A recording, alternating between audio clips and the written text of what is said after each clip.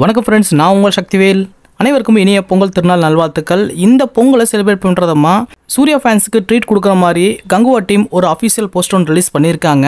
So இதனால் வரைக்கும் அவங்க ரிலீஸ் பண்ண போஸ்டருக்கும் இந்த போஸ்டருக்கும் நிறைய வித்தியாசம் இருக்குது. இதுக்கு முன்னாடி ரிலீஸ் பண்ண போஸ்டரை பொறுத்த வரைக்கும் பார்த்தீங்கன்னா இது ஒரு வார் சம்மந்தப்பட்ட மூவின்னு சொல்லி தான் நம்ம நினச்சிக்கிட்டு இருந்தோம். ஆனால் இன்னைக்கு ரிலீஸ் பண்ண இந்த போஸ்டர் வச்சு பார்க்கும்பொழுது இது ஒரு டைம் ட்ராவல் சம்மந்தப்பட்ட ஒரு மூவியாக இருக்க வாய்ப்புகள் இருக்குன்னு நமக்கு தோணுது. ஏன்னா இன்னைக்கு ரிலீஸ் பண்ண இந்த போஸ்டரில் பார்க்கும்பொழுது 2 சூர்யா இருக்காங்க.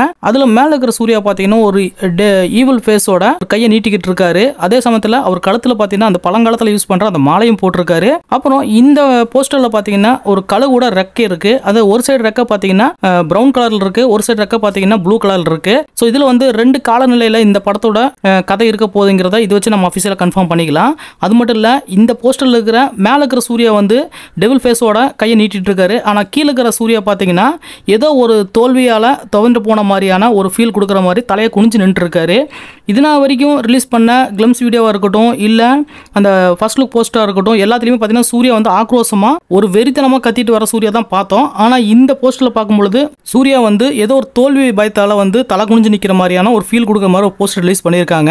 ஃபியூச்சர்லேருந்து வந்த அந்த பர்சன் வந்து இவங்க தேடி போகிற அந்த பொண்ணவோ இல்லை வந்து இவங்க தேடி போகிற அந்த பொருளோ வந்து தூக்கிட்டு போயிருந்திருக்கலாம். ஸோ அதனால் வந்து தான் தோல்வி அடைஞ்சிட்டேன் அப்படிங்கிற விஷயத்தை வந்து அவர் ஏற்றுக்கொள்ள முடியாத அளவுக்கு தலை குனிஞ்சு நிற்கிற மாதிரியான ஃபீல் கொடுக்குது. ஏன்னா இந்த கங்குவா படத்தை பொறுத்த வரைக்கும் இது ஒரு ஃபேண்டசி சம்மந்தப்பட்ட ஒரு மூவி. இந்த போஸ்டர் ரிலீஸ் பண்ணதுக்கு அப்புறமா தான் இந்த படத்தோட கதை 2 காலநிலையில் நடக்க போகுதுங்கிறத நமக்கு அஃபிஷியலாக கன்ஃபார்ம் பண்ணிக்கலாம். இந்த படத்தோட கதையை பொறுத்த வரைக்கும் பார்த்தீங்கன்னா கங்குவாங்கிற அந்த கேரக்டர் வந்து ஒரு பொண்ணை காப்பாற்றுறதுக்கு, ஒரு குழந்தை காப்பாற்றுறதுக்கு போகிற மாதிரியான ஒரு கதைக்காலன்னு சொல்லிட்டு கொஞ்ச நாளைக்கு முன்னாடி ஒரு சினாப்சிஸ் ரிலீஸ் பண்ணியிருந்தாங்க.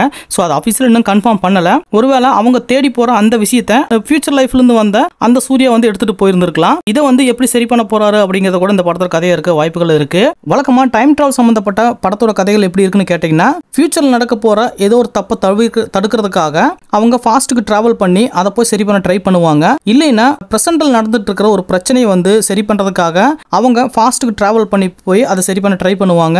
இல்லைன்னா பிரசன்ட்ல இருக்கிற விஷயத்தை மாற்றுறதுக்காக ஃபாஸ்ட்டுக்கு வந்து டிராவல் பண்ணி அதை சரி பண்ண ட்ரை பண்ணுவாங்க. இல்லைன்னா ஃபியூச்சர் வந்து நல்லா இருக்கணுங்கிறதுக்காக ஃபியூச்சரில் நடக்க போகிற அந்த விளைவுகளை தவிர்க்கிறதுக்காக ஃபாஸ்ட்டுக்கு டைம் டிராவல் பண்ணி அதை சரி பண்ண ட்ரை பண்ணுவாங்க. இந்த மாதிரி தான் இப்போ வரைக்கும் பார்த்தீங்கன்னா டைம் டிராவல் சம்மந்தப்பட்ட படங்கள் வந்துகிட்டு இருக்கு.